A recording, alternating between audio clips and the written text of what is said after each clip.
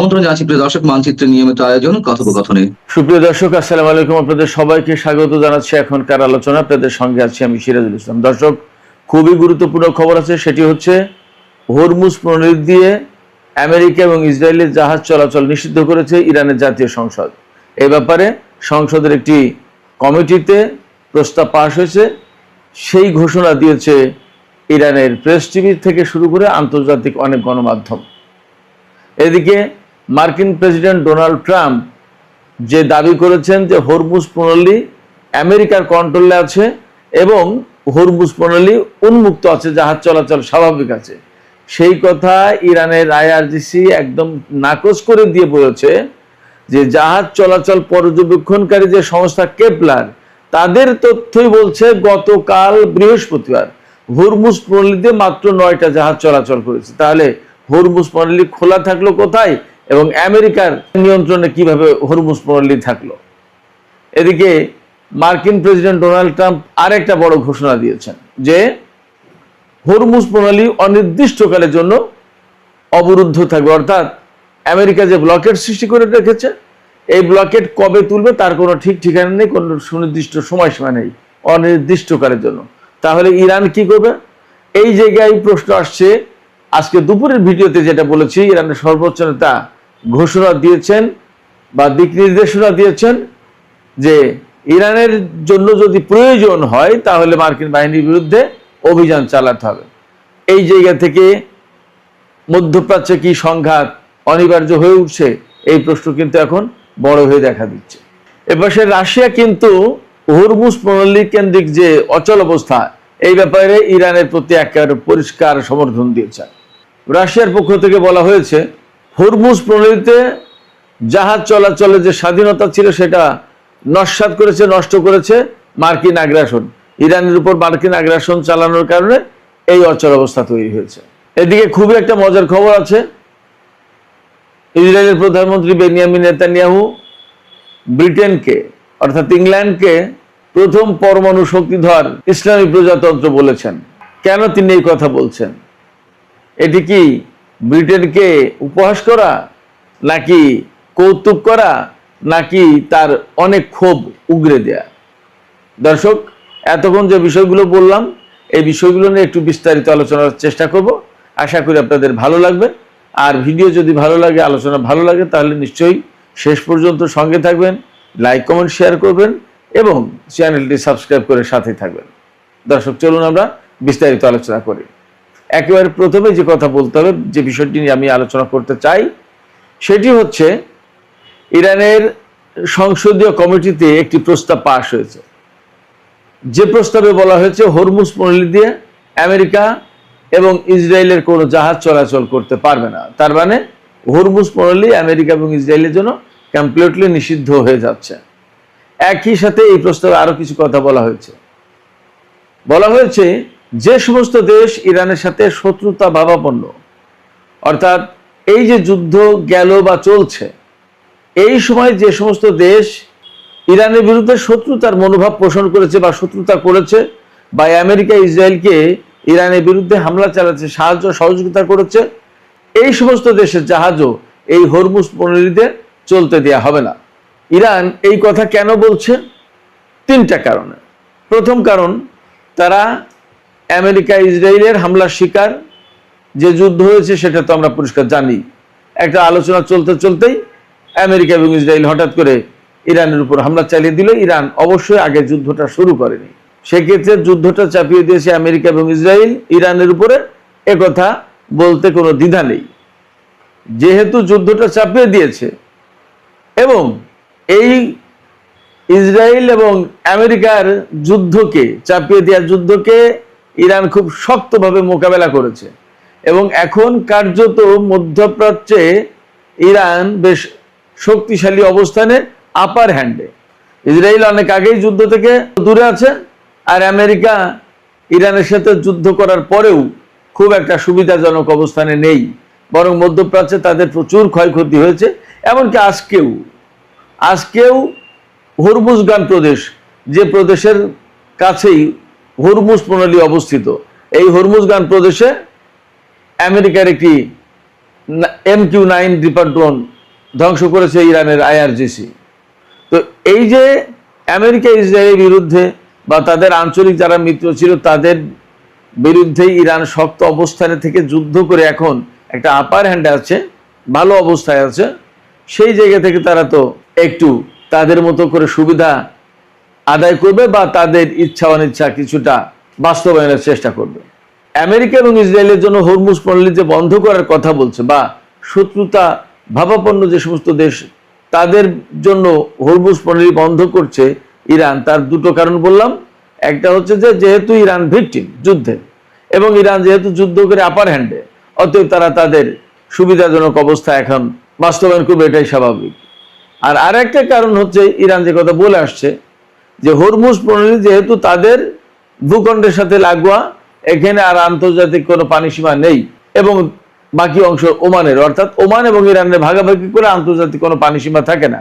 তার মানে ইরান এবং ওমানের পানি সীমা দিয়ে এই সমস্ত জাহাজ চলাচল করে।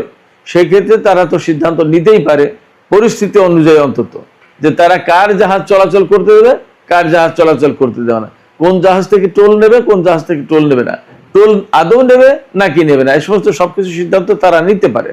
অন্তত বর্তমানে তাদের শক্তিমত্তা এ কথাই জানান দিচ্ছে।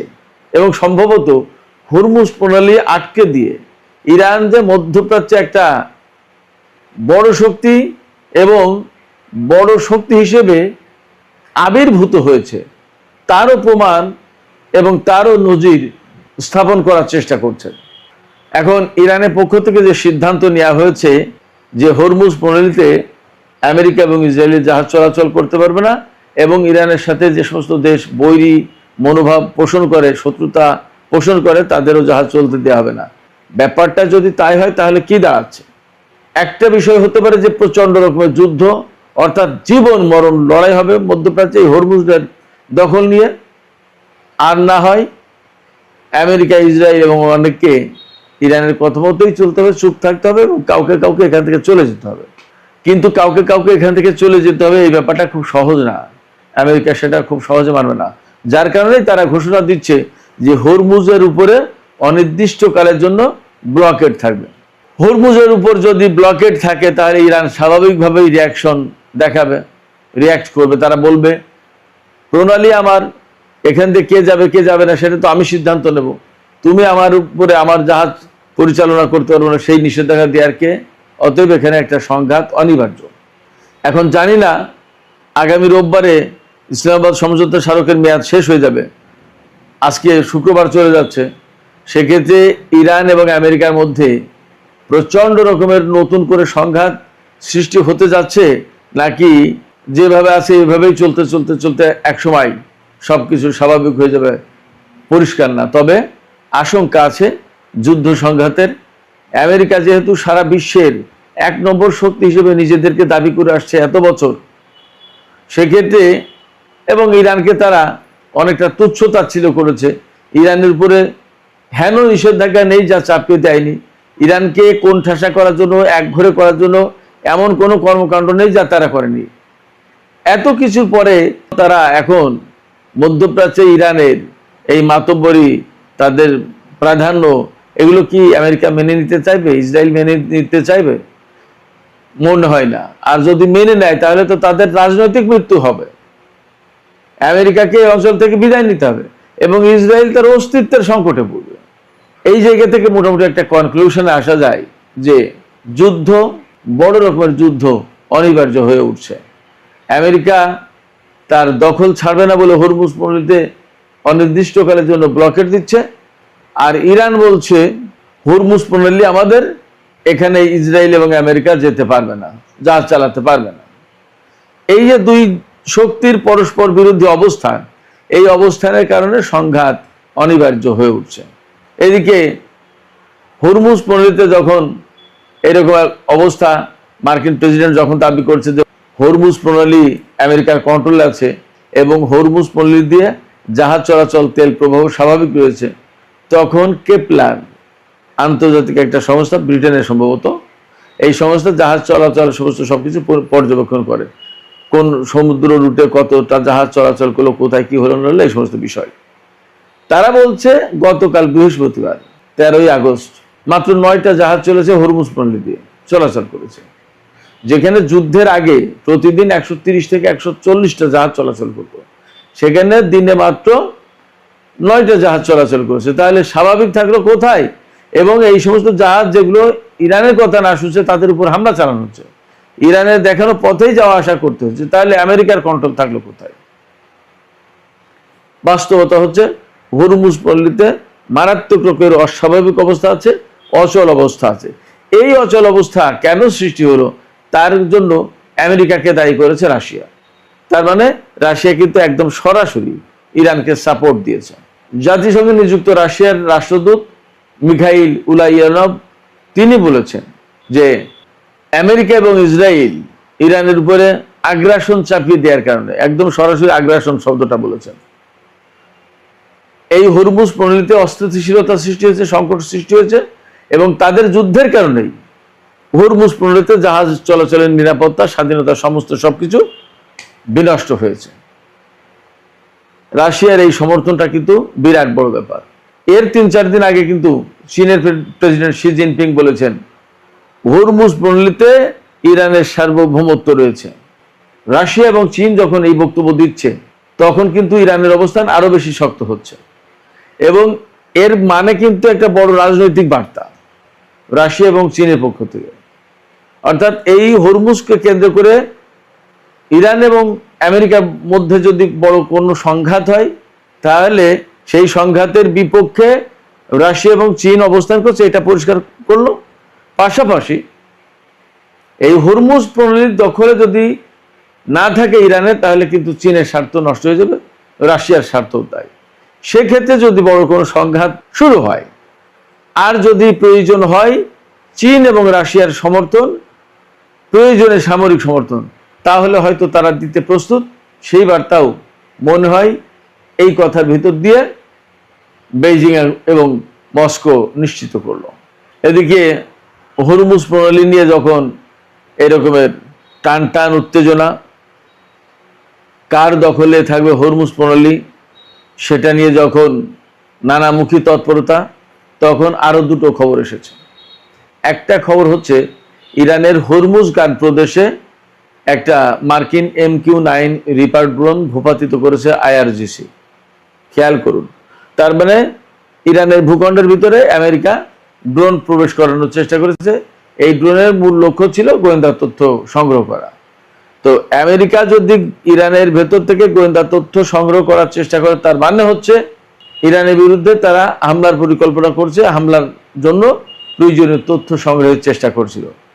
সেই ড্রোন ভূপাতিত করেছে ইরানের IRGC এবং IRGC এই যে ড্রোন ভূপাতিত করলো, তার মানে হচ্ছে IRGC সদা প্রস্তুত।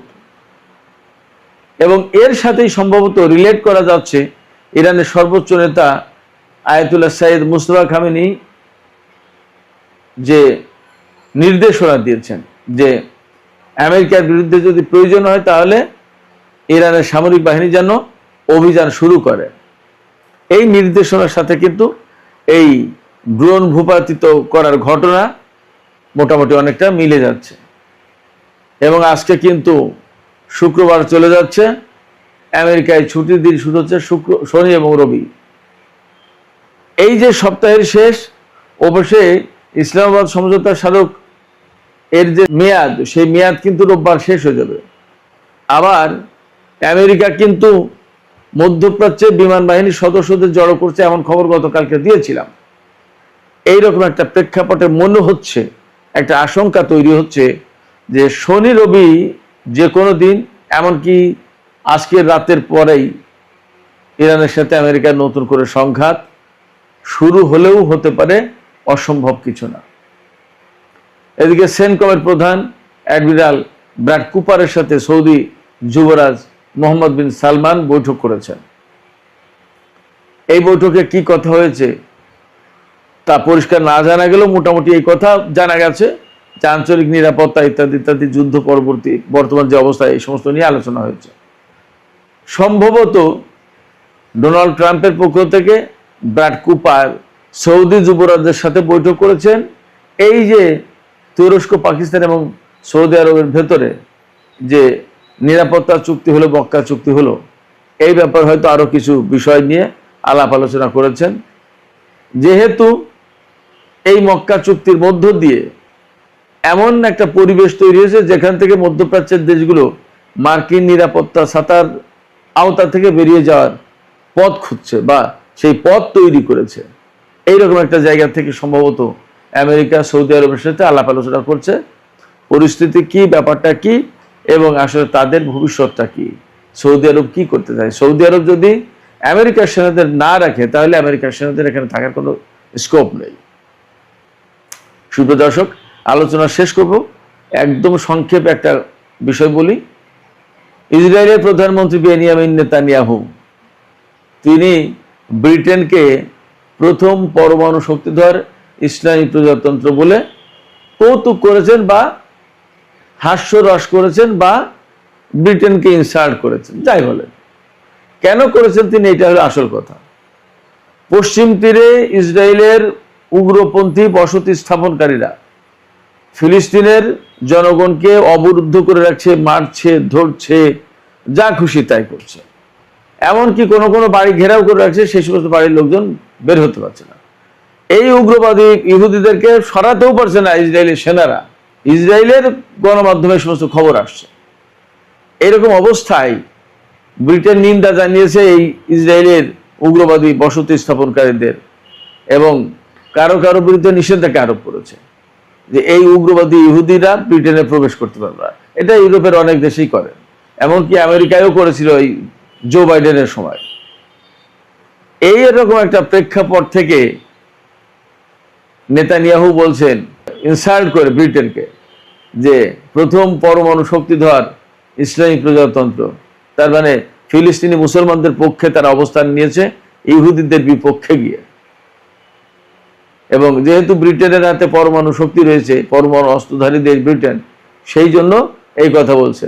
ইরান এর ভিতর দিয়ে কিন্তু বেসিক্যালি ইরানকেও একটা ইঙ্গিত করা হয়েছে।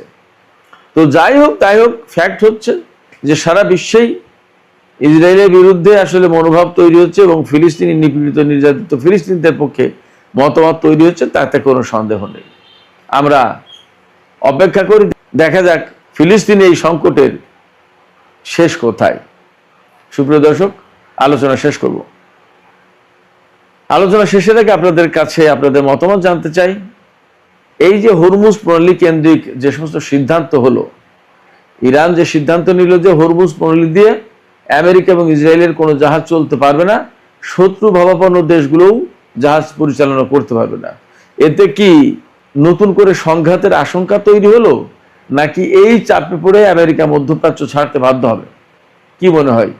আসসালামু আলাইকুম প্রিয় দর্শক, সবাইকে স্বাগত জানাচ্ছি তুরস্ক থেকে। আমি জাহিদুল ইসলাম। ইরান এবং আমেরিকার মধ্যে ৬০ দিনের সমঝোতা আগামী সোমবার শেষ হয়ে যাচ্ছে, কিন্তু আলোচনায় অচল অবস্থা রয়েছে। ইরান এবং আমেরিকার মধ্যে আলোচনায় নতুন কোনো ভালো সংবাদ নেই, এখন পর্যন্ত বড় কোনো অগ্রগতি নেই।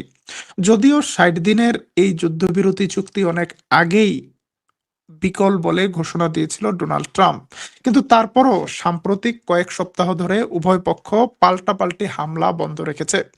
কিন্তু হরমুজ প্রণালী খুলে দেয়নি ইরান। আবার মার্কিন যুক্তরাষ্ট্র ইরানের কোনো জাহাজকে হরমুজ প্রণালীতে প্রবেশ করতে কিংবা বের হতে দিচ্ছে না। পাল্টাপাল্টি অবরোধ রয়েছে। এই অবরোধের কারণে বিশ্বজুড়ে জ্বালানি তেলের দাম বাড়ছে, গ্যাসের দাম বাড়ছে, জ্বালানি সংকট তীব্র হচ্ছে। এই পরিস্থিতিতে মার্কিন প্রেসিডেন্ট ডোনাল্ড ট্রাম্প এক আজব প্রস্তাব দিয়েছে। ডোনাল্ড ট্রাম্প ঘোষণা করেছে এখন থেকে হরমুজ প্রণালী পুরোটাকে যুক্তরাষ্ট্রের ভূখণ্ডের অংশ হিসেবে ঘোষণা করা হবে এবং অল্প সময়ের ভেতরেই এই ঘোষণা আসবে। যুক্তরাষ্ট্র যদি হরমুজ প্রণালীকে তাদের নিজের দেশের ভূখণ্ড বলে ঘোষণা দেয়, সেটা কি সবাই মানবে? সারা বিশ্ব কি মানবে? আবার যদি যুক্তরাষ্ট্র হরমুজ প্রণালীকে আমেরিকার ভূখণ্ড ঘোষণা দেয়, তাহলে কি জ্বালানি সংকটের সমাধান হবে? ইতিমধ্যেই মধ্যপ্রাচ্যে আমেরিকার 50,000 সৈন্য রয়েছে, এয়ারক্রাফট ক্যারিয়ার আব্রাহাম লিঙ্কন রয়েছে, আমেরিকার নতুন যুদ্ধ জাহাজ জর্জ ওয়াশিংটন এসেছে, তাতে ইরানের কোনো দিক থেকে কোনো বাধা দেওয়া গিয়েছে ইরানের মিসাইলকে? যায়নি। সুতরাং ডোনাল্ড ট্রাম্পের এই তুগলকি কর্মকাণ্ড হরমুজ প্রণালীর অবস্থার পরিবর্তন করবে বলে মনে হয় না। এখন জ্বালানি সংকট সমাধানে প্রত্যেক দেশই নিজেদের বিকল্প রাস্তা খুঁজছে। এর মধ্যে বাংলাদেশে জ্বালানি সংকট তীব্র আকার ধারণ করেছে। বিদ্যুৎ সংকটের পাশাপাশি ন্যাচারাল গ্যাস বা এলএনজি সংকট তীব্র আকার ধারণ করেছে। বিভিন্ন জেলায় এই ধরনের সিএনজির লাইন দেখা যাচ্ছে, জ্বলছে না। মানুষের বাড়িঘরের চুলাও বন্ধ হয়ে যাচ্ছে, কারখানার শিল্প উৎপাদন। এই সংকটের পেছনে কারণ কি? কারণ কি হরমুজ প্রণালী একমাত্র, নাকি সরকারের অব্যবস্থাপনা, নাকি এর পেছনে আরো বড় কোনো মাফিয়া গ্রুপের চক্রান্ত রয়েছে, সিন্ডিকেটের চক্রান্ত রয়েছে? আজকে এই বিষয়ে গুরুত্বপূর্ণ কিছু তথ্য দেব। প্রিয় দর্শক, কোন জেলা থেকে আমাদের লাইভে যুক্ত হয়েছেন? আপনাদের এলাকায় গ্যাসের সংকট আছে কিনা, বিদ্যুতের সংকট আছে কিনা, লোডশেডিং এর পরিস্থিতি কি, কমেন্টে জানাতে পারেন। আমাদের দর্শক একজন কলকাতা থেকে যোগ দিয়েছে। দাদা, কলকাতায় জ্বালানি সংকট আছে কিনা কমেন্টে জানাতে পারেন। প্রিয় দর্শক, জ্বালানি সংকট নিয়ে দেবিদ্বারের এমপি হাসনাত আব্দুল্লাহ ব্যতিক্রম ধর্মী একটি তথ্য দিয়েছে। হাসনাত আব্দুল্লাহ বলেছে, ইন্দোনেশিয়া এবং ভারত থেকে কয়লা আসে, অর্থাৎ আমাদের বিদ্যুৎ উৎপাদনের কয়লা আসে ইন্দোনেশিয়া এবং ভারত থেকে। হরমুজের সাথে এটার কোনো সম্পর্ক নেই। ঝাড়খণ্ড থেকে আদানির বিদ্যুৎ আসে, নোমানীগড় থেকে ডিজেল আসে। বাংলাদেশের ডিজেলের একটা অংশ নিজেরা উৎপাদন করে, আরেকটা ভারত থেকে আসে। তাহলে ডিজেল সংকট কেন? এগুলোর কোনোটি হরমুজ প্রণালী পার হয় না, তাহলে এগুলো কমলো কেন? উত্তরটি যুদ্ধে নয়, বকেয়া ও ক্রয় শিডিউলে ফুয়েল প্ল্যান না থাকায় এবং ভুল ভর্তুকিতে কমেছে। অর্থাৎ কোন কোম্পানিগুলোকে কখন টাকা দিতে হবে, ভর্তুকি দিতে হবে, এইখানে সরকারের একটা বড় মিসম্যানেজমেন্ট রয়েছে। সেই মিসম্যানেজমেন্টকে স্বীকার না করে সরকারের মন্ত্রী নানা ধরনের আগডুম বাগডুম বোঝ দিচ্ছে মানুষকে। এবং গতকাল ইকবাল মাহমুদ টুকু বলছে, শেখ হাসিনা সরকার এত পরিমাণ টাকা ঋণ করে গিয়েছে, কিছুদিন পরে এমন হবে যে সরকারি কর্মচারীদের আমরা বেতনও হয়তো দিতে পারবো না। তো ডক্টর ইউনুস কিভাবে সরকারি কর্মচারীদের বেতন দিল? ডক্টর ইউনুস কিভাবে তেমন কোনো লোডশেডিং ছাড়া রাষ্ট্র চালালো? ডক্টর ইউনুসের জ্বালানি উপদেষ্টা কিভাবে সফল হলো? নিজের কাজের যোগ্যতা নেই, এখন সব দোষ হাসিনার কাঁধে চাপাতে চেয়েছে। হাসিনা থেকে সরাসরি বিএনপি ক্ষমতায় আসেনি, মাঝখানে ডক্টর ইউনুসের তত্ত্বাবধায়ক সরকার ছিল। এখন গুরুত্বপূর্ণ একটি সংবাদ জানা যাচ্ছে, গ্যাসের জাহাজ দেশে চলে এসেছে। সৌদি আরামকো কোম্পানির একটা বিশাল কার্গো জাহাজ দেশে এসেছে, কিন্তু তারপরও জ্বালানি সংকট সমাধান হচ্ছে না কেন? কারণ বাংলাদেশের দুটি এলএনজি টার্মিনাল রয়েছে। সেই এলএনজি টার্মিনালের একটিতে দুর্ঘটনা হয়েছে, আরেকটি সামিট গ্রুপের মালিকানাধীন। সেই কোম্পানিটি নানা বাহানা দিয়ে এলএনজি গ্রহণ করছে না, টার্মিনালে লোড করছে না, আনলোড করছে না। যেখানে একবার বলা হচ্ছে আবহাওয়া খারাপ, সেই জন্য জাহাজ থেকে টার্মিনালে এলএনজি আনা যাচ্ছে না, কিন্তু একই টার্মিনালে অন্য জাহাজের মালামাল আসছে। এখানে একটা বড় শুভঙ্করের ফাঁকি রয়েছে। আজকে চ্যানেল 24 একটা অনুসন্ধানী প্রতিবেদন করেছে, এবং সেই অনুসন্ধানী প্রতিবেদনে চ্যানেল 24 দাবি করেছে কৃত্রিমভাবে গ্যাস সংকট দীর্ঘায়িত করছে সরকার। আমরা এই প্রতিবেদনটির একটা অংশ আপনাদেরকে পড়ে শোনাবো। এখানে দাবি করা হয়েছে গ্যাসের সংকট কৃত্রিমভাবে দীর্ঘায়িত করা হচ্ছে বলে অভিযোগ করেছেন বিশ্লেষকরা। তাদের মতে ব্যয়বহুল এলএনজি আমদানি এবং নতুন ভাসমান টার্মিনাল নির্মাণে জনসমর্থন আদায়ে সরকার ও বহুজাতিক কোম্পানিগুলো কাজ করছে। এসব উদ্যোগ বাস্তবায়িত হলে দেশের রিজার্ভের উপর চাপ বাড়বে, অর্থনীতি হুমকির মুখে পড়বে। প্রিয় দর্শক, এই বিষয়টাকে আমি যদি সহজ করে বোঝাতে চাই, 2012-13 সালের দিকে আমি ঢাকার কারওয়ান বাজারের একটি পত্রিকায় চাকরি করি সাংবাদিক হিসেবে। আমাদের এডিটর বলল যে আজকে সারাদিন বারবার বিদ্যুৎ যাবে। কেন? কারণ হাসিনা সরকার ভারত থেকে বিদ্যুৎ আমদানির একটা চুক্তি করবে আজকে। বিদ্যুতের একটা সংকট আছে, এটা বোঝানোর জন্য সরকার ইচ্ছা করে বিদ্যুৎ বারবার বন্ধ করছে, চালু করছে, যাতে ঢাকার মানুষ অতিষ্ঠ